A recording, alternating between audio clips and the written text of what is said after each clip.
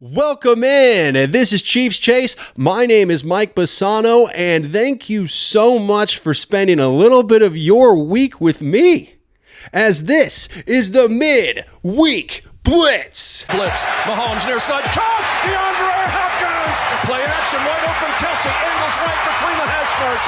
Holds it, now floats a pass, right sideline, caught! Driving Raiders into the end zone! Touchdown! Now scrambling to his left and dumps it late. It's caught by Noah Gray. Pass caught, intercept! Touchdown! Kansas City! The MidWeek Blitz is where we take you through Chiefs Kingdom, all the storylines and everything leading up to their game, including a little preview of the game as the Chiefs will take on the Tampa Bay Buccaneers in Arrowhead on Monday Night Football this Monday. Baker Mayfield, very hard to root against Baker this year. His resurrection in Tampa Bay is unbelievable to watch. I couldn't be happier, not only for Baker as a player, but the kind of man that he's becoming. With that said, it won't be that hard to hate him this week. Chiefs by 100 against the Buccaneers. We'll get into that game a little bit. We'll also start off with the big trade news. I think bigger than a lot of people even think, coming out of Kansas City this week. Also, there has been a piece written by the national media that has targeted the heart and soul of the Kansas City Chiefs. And it's driving me absolutely up a wall. I cannot tell you how frustrated I am by this, and I'm probably going to explode about it here in about 5-6 minutes. But first, big trade news. The Chiefs go get Joshua Uche from New England. Look out.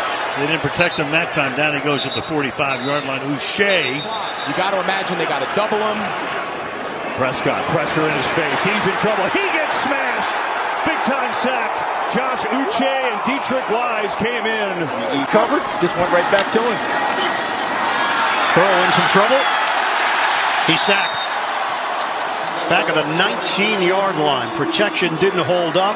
Josh Uche, who has been a sack machine. For a 6th-round pick, a box of Cracker Jacks, and a pack of Hanes underwear. That's how easy it was for the evil empire Kansas City Chiefs to add to their riches.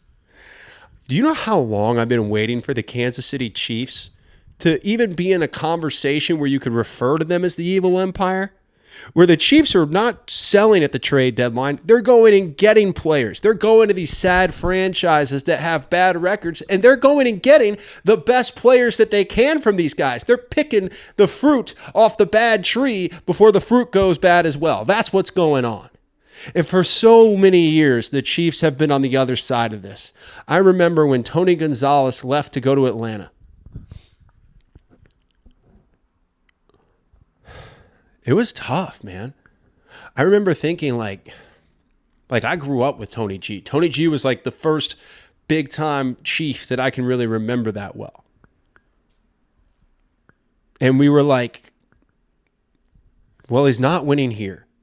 You know what I mean? Like, I wish that I could have sat back and been like, no, stay in Kansas City. But there was no chance of winning. I think it was 2009 when that happened. They were in a rebuilding phase, and the team was bad until really the end of Tony G's career.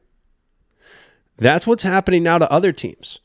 And I got to tell you, it feels a lot better on this side of the fence. It feels much healthier on this side of the fence. My heart doesn't beat as badly. I don't feel as bad about myself. In fact, I feel like a better person just because my football team's winning. And you know what? I have no problems with that. My therapist says I'm doing great. Now, the Chiefs becoming the evil empire, what I've always wanted them to be. And that is in large part because of the amazing work that Brett Veach has done as general manager of the Kansas City Chiefs. We talk about Brett Veach a lot on this show because I don't think Brett Veach gets the credit that he truly deserves.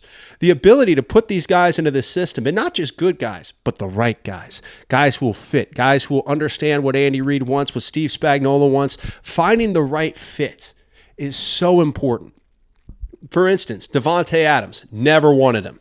I never wanted Davante Adams. Davante Adams is a diva. He doesn't fit the Chiefs mold. He doesn't fit what the Chiefs do. DeAndre Hopkins is a much better fit for the Chiefs than Davante Adams ever would have been. So he can go over to the Jets and be irrelevant there, just like he was irrelevant in Las Vegas with the Raiders.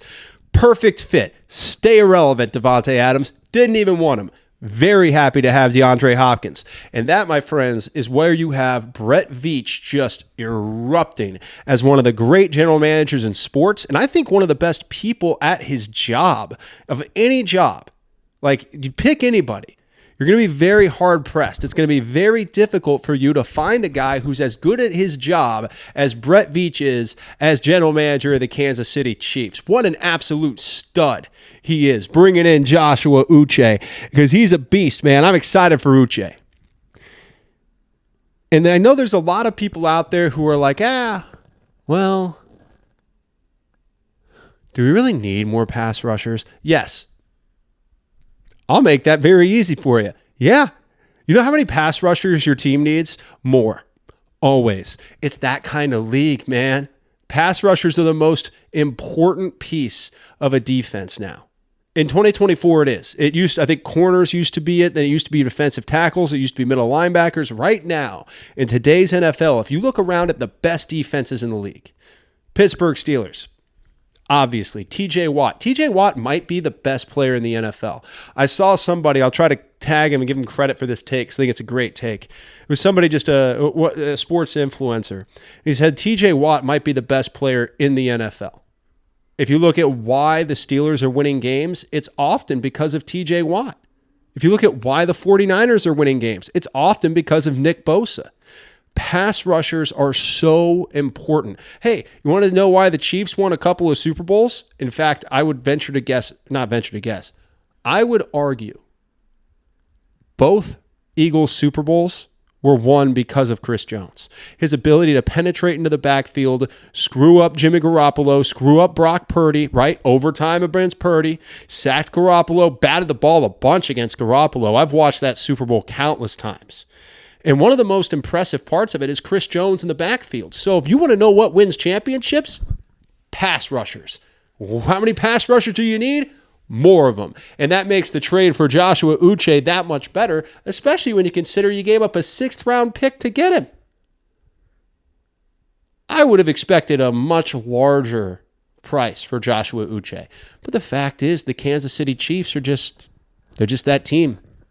They're going to get stronger, and they're going to keep getting stronger by making phenomenal deals, because that's what Brett Veach does. The Chiefs are the 1999 New York Yankees. Hey, they're in the series still, not by a lot, but they're still in the series. The 1999 New York Yankees remind me very much of this Chiefs team. They're already champions, but then Steinbrenner pulls out the wallet, starts throwing cash at anybody that'll take it, and creates a super team, goes on a three-peat. That's a little bit what the Chiefs are doing now. It's different because Steinbrenner could just outbid everybody, and the Chiefs actually have to deal with a salary cap, which makes what Brett Veach has done that much more incredible. My God, how impressive is that by Brett Veach? Doing what the New York Yankees did in 1999 with a salary cap in the NFL is beyond impressive. That's absolutely awesome. And I hated the Yankees. I still hate the Yankees. You know why? Because I'm a Royals fan. I could say it's because, they ruined baseball with all their money and their ridiculous amounts of contracts and all this stuff. They ruined the game. And all that also might be true. But the truth is, if I were a Yankees fan, or if the Royals had ruined the game by just buying teams every single year, I wouldn't care for 1 second. Too bad. Get better. Make more money, loser. That would have been my response. But I'm not a Yankees fan, so I hated them, and they destroyed the game. Oh, man. Getting Uche for peanuts. I feel like we need a Brett Veach chant, like a hymn. Like, Brett Veach. That might be a little bit blasphemous. It's not meant to be. It's not meant to be anti-religion or church or anything like that I am considering worshiping Brett Veach. Yeah, maybe it's a little bit. Okay, I apologize for that. He deserves a statue. It's a false idol. I'm causing all kinds of problems today. But I would love to see some kind of commemoration for Brett Veach. A lot of people get credit for this. Clark Hunt gets the most credit. He hired everybody. He gets the most credit.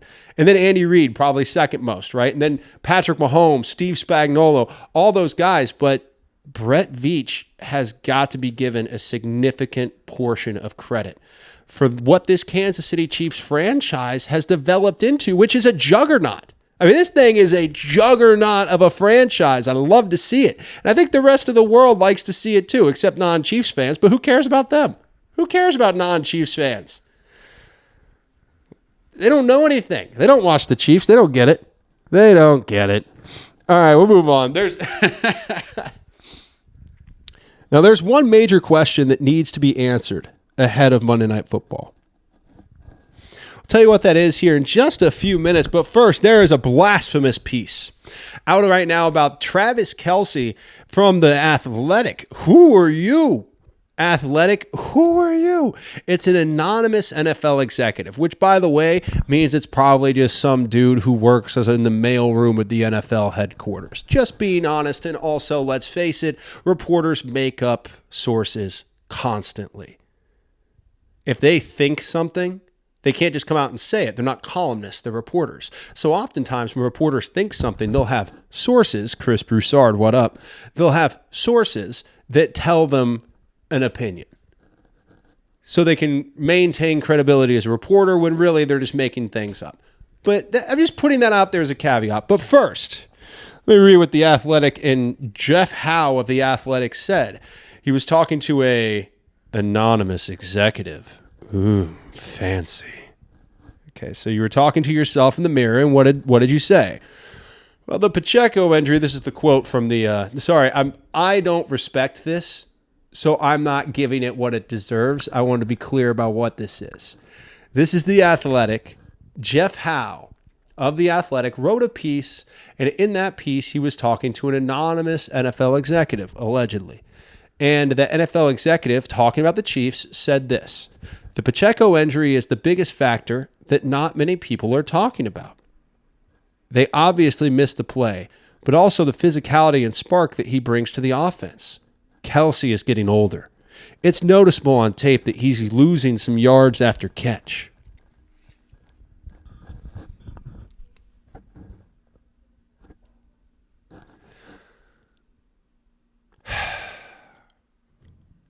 It's crap. This is not true. The fact is, I'm watching Travis Kelce. He looks just as good as he did last year and just as good as he did 2 years ago. The major difference is the Chiefs don't have as many weapons around him, so he's getting keyed on by the defense. He's also insanely famous.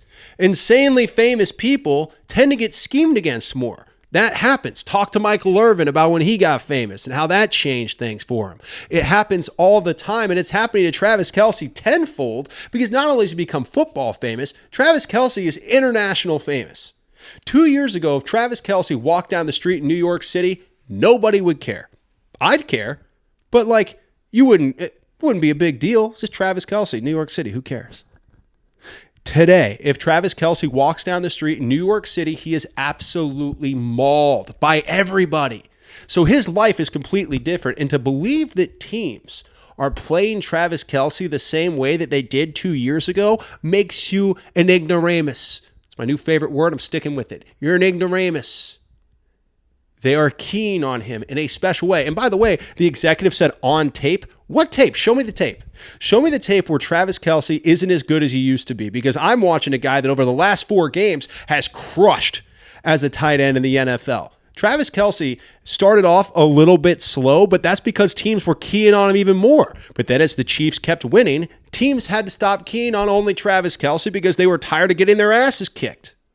So Travis Kelce, I'm sorry, this is just what this is. And I'm so frustrated with it. I'm so frustrated with how the media is portraying Travis Kelce, how the media is portraying the Chiefs. When you're the top dog, everybody just wants to bring you down.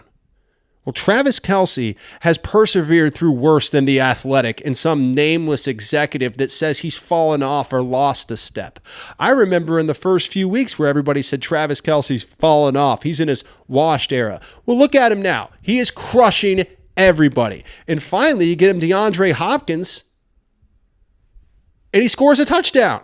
Oh, you mean you got another red zone threat and suddenly, magically, as if football existed, Travis Kelce got open and got in the end zone? Oh, wow, that's weird. Maybe we should write a think piece about that. This is just a bunch of losers who don't understand football saying, oh, well, Travis Kelce's fallen off because I read a stat sheet. Executives, most of the time, don't watch the games. By the way, or tape, let alone. You can see it on tape. Show me the executive that watches tape that's talking to Jeff Howe of The Athletic. I would love to see him because I really, truly don't believe he exists. I'll call out anybody. I'm not part of the media anymore. I don't have to play by any rules, ever. The Athletic, I believe, personally, is lying. I don't think anyone said this. Last 4 games for Travis Kelce. Last 4 games. 30 receptions. That's 7.5 catches per game. 226 yards. That's 57 yards per game. And the 1 touchdown when they finally got him DeAndre Hopkins, so there was somebody else to focus on in the red zone other than Travis Kelce. This has a lot more to do with the Chiefs lacking pieces than it does with Travis Kelce falling off. Because the second you got a legitimate red zone threat on the team, Travis Kelce scored a touchdown. I'm not listening to these guys. I'm not listening to these ridiculous writers because you know what it is, man? They need something to write about. They need something. The Chiefs are hot. They're undefeated. Travis Kelce's dating Taylor Swift. You know, I spoke to an NFL executive that said nothing because he didn't speak to anybody. You needed something to write about. You took a shot at Travis Kelce. Well, now we have to deal with it. That's just the way it is. We have to discuss it. We have to discuss you, Jeff Howe, for naming some NFL scout or NFL executive. Even more ridiculous. A scout would at least be able to defend the fact that they watched tape. An executive being like, well, if you watch the tape, are you really watching Travis Kelce tape as an executive? Because that's not your job. You know that, right? Like preparing for the team that's coming. No, you're not supposed to prepare for Travis. That's the coach's job. So do you really believe that an NFL executive decided to not do his job and watch tape of Travis Kelce? I don't.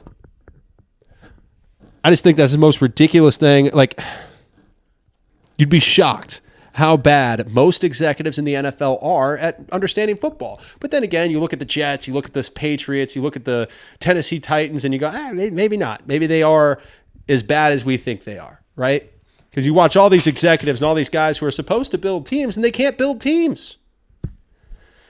And then they have to go and spout off to The Athletic, allegedly.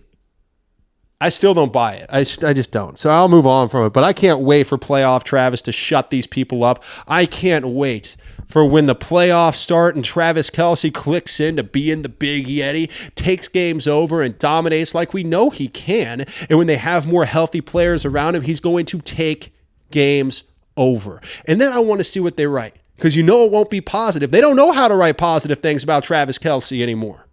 No. That was only the first few weeks he was dating Taylor Swift because it was cute and fun. And then things turned. And the NFL media now writes only negative things about Travis Kelce because they're sad, pathetic people who don't have a lot of talent for writing. So they find, what can I say about Travis Kelce is going to get me some clicks? Well, I talked to an NFL executive that said he's lost a step. Well, I talked to another NFL executive that says you don't know anything. In fact, I talked to 6 NFL executives this week, and they all said that you're an idiot. Every one of them. Did I? I don't know. Did Jeff Howe? Do you know? It's a fun little game we play, isn't it? All right. Don't come after my Travis Kelce. I will come after you. All right? Don't you start with me now. We are doing that. Not up in here. All right. Now, certain commenters on social media, they're back again, and a new commenter that I can't stand has begun to emerge, and we are going to talk to that commenter, or the many of them, coming up in just a few minutes. But first, there's one major question the Chiefs have to have answered leading up to Monday Night Football, and the question is quite simply, how can they continue to play at this high of a level? 7-0.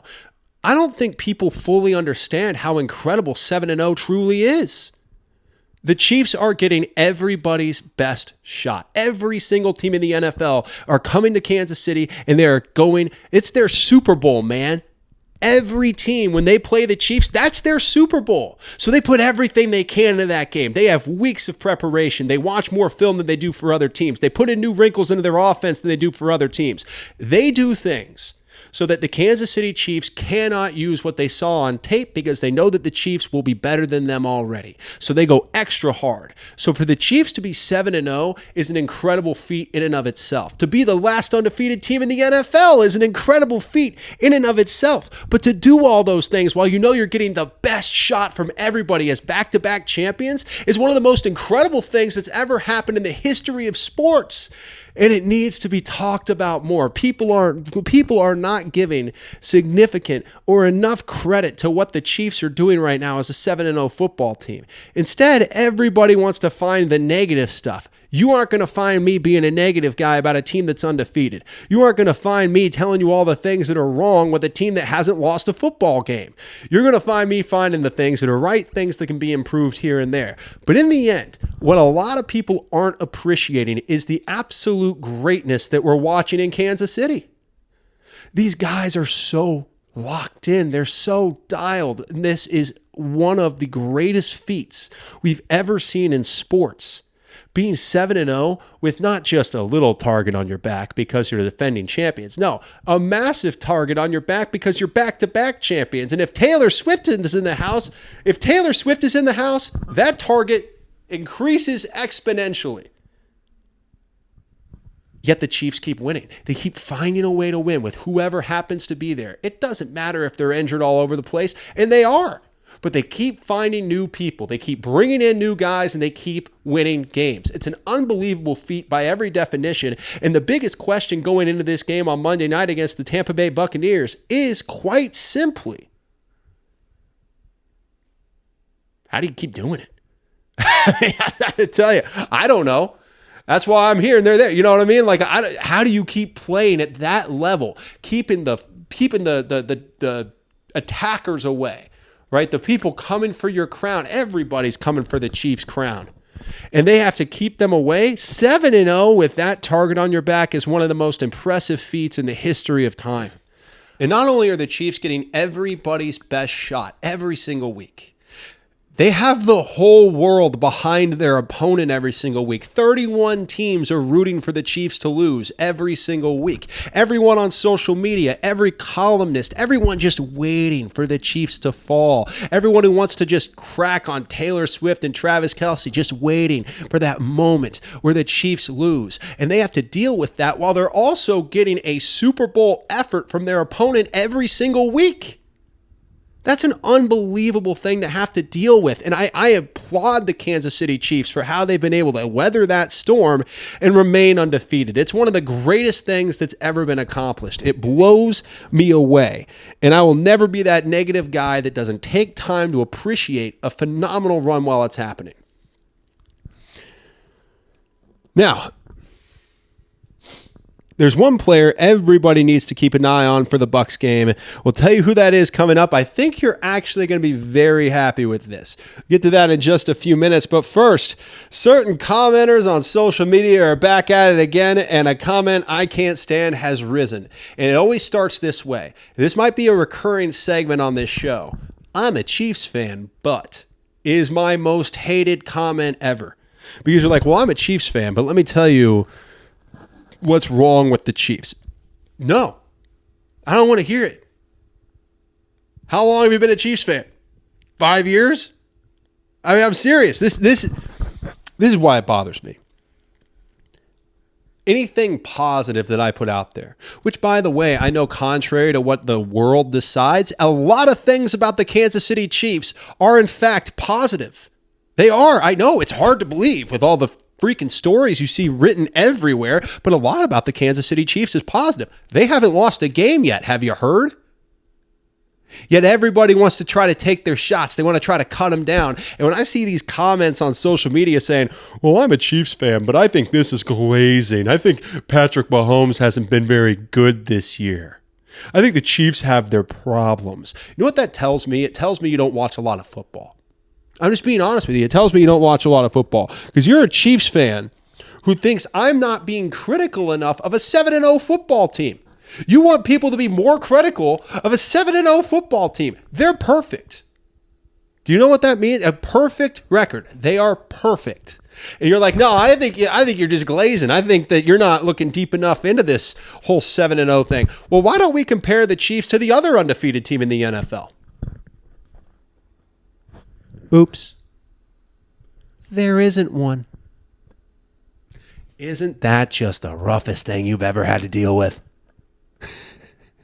The Chiefs are the only undefeated, for weeks now, the only undefeated team in the NFL. Yet NFL wants to put the Lions above the Chiefs in the power rankings because, well, when we watch the Lions, we think they look better than the Chiefs. Well, last time I checked, the Chiefs haven't lost yet. But I like that. I like that. Put the Chiefs at number 2 in your power rankings. I want to make the Chiefs feel disrespected as hell every single week. I want Travis Kelce waking up, eating nails, reading The Athletic about how some unnamed executive thinks he's lost a step. I want Patrick Mahomes reading the power rankings, seeing him at number 2, and seeing his overall 100 ranking at number 4. I want all the disrespect that you can give the Chiefs. Give it to them because they only feed off of it. It only makes them better. And in February, when they're raising the 3rd Lombardi trophy for the 3rd year in a row, everybody is going to still have something to say, and we still won't be listening to you.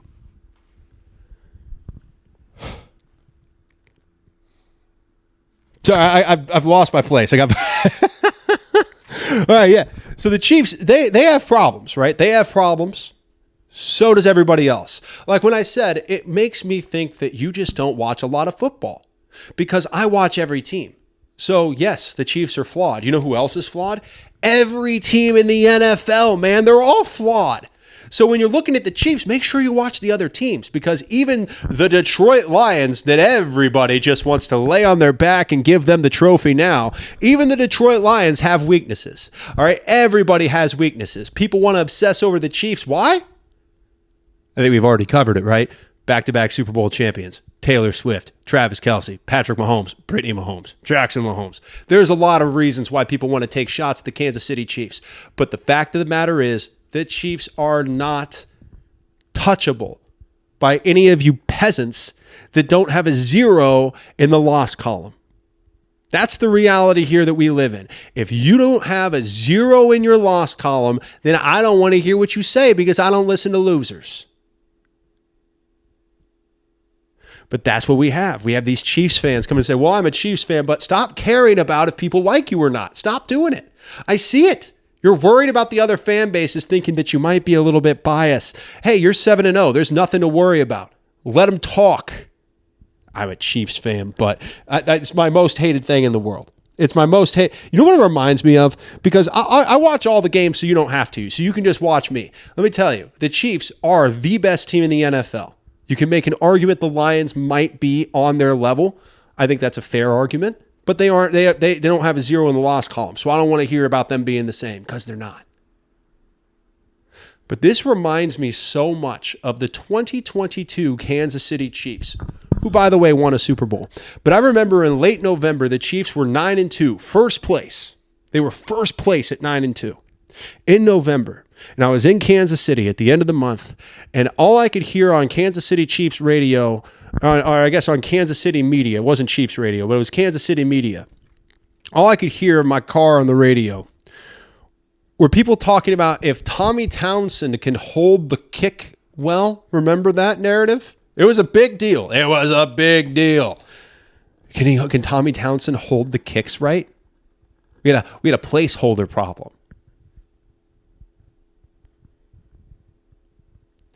These are the problems when you're an amazing football team, okay? All the problems that people worry about with the Kansas City Chiefs, whether it stems from Patrick Mahomes or Travis Kelce or anything else, we got rich people problems, man. Just like in 2022, where I heard flat out, full on, full bore meltdowns about Tommy Townsend holding kicks. I heard meltdowns about Tommy Townsend holding kicks. Chiefs went on, won the Super Bowl, quit your complaining. We now have a culture of complainers in society, people that no matter how good anything is, they have to find a problem with it. And that's what we're seeing with the Kansas City Chiefs. Back-to-back champions. The target on their back every single week couldn't be bigger. It couldn't. You added in the biggest pop star in the world. It couldn't be bigger. And they're getting everybody's best shot with every other fan base behind them every week. And still, none of you can beat the Kansas City Chiefs. Still, they have a 0 in the loss column. Still, they are the champions and the only undefeated team left in the NFL. If you don't respect that, then I don't think you have respect for yourself. I think you've lost self-respect. If you can't see that and appreciate that and just sit there and go, well, I want to find the problems. I think, where's Tommy Townsend? Is he holding kicks? Is Tommy Townsend somewhere holding kicks? If that's you, that's a you problem, bro. That's your issue. It's not mine. It's not everybody else's. It's yours. You have to embrace the love that is the Kansas City Chiefs in 2024. My goodness. 7-0. You want to find something to panic about at 7-0? I can find something to panic. I can find something to panic about any time and any day. That's the anxiety. I can find anything to panic about. But why? All I see are a lot of people who are trying to find a reason why the Chiefs aren't good enough. And the fact is, if they weren't good enough, you'd beat them. I'm not playing around out here. I'm getting excited. All right, now, we will end this show with a celebration of a player I think will go off on Monday Night Football. But first, there's one guy we should all be watching, and a guy that is starting to fly a little bit under the radar as he develops, and that man is Xavier Worthy, the first-round pick. I know that he's not completely under the radar, but we've just got a lot of other things to talk about. But he scored a touchdown last week. He looks a little bit more confident out there. A little more sure of himself. He's starting to come into his own, which makes sense. We're 7 games into the season. He's a rookie, but he's been getting a lot of playing time. And that playing time is really developing into an incredibly gifted player in Xavier Worthy. I think he has the ability to be such a monster, especially as the season comes down to the end. Chiefs might get Hollywood Brown back. DeAndre Hopkins is playing well. You put Hopkins on one side, Brown on the other side, Travis Kelce at tight end, and then you put Xavier Worthy in the slot. That kid is going to run roughshod, man. He's going to run wild all over those guys. It'll be what? Xavier Armani is going to run wild all over the playoffs if that's the situation, because that kid has so much speed, so much upside, and he's learning. He's getting better up here. You can see it, especially last week. I know he didn't have a ton of production, but if you watched just him, he had a better understanding of the game plan. He was on a better page with Patrick Mahomes. You're starting to see that chemistry really pay off, man. It's awesome to watch. It's one of my favorite things. We're seeing that chemistry really pay off for Patrick Mahomes, or for Xavier Worthy with Patrick Mahomes. And I think this week we could see, if Xavier continues on this route, I think that's the big thing to watch. Does Xavier Worthy show up when the lights are bright? So far, he has, right? So far, lights are bright. Xavier Worthy's making plays.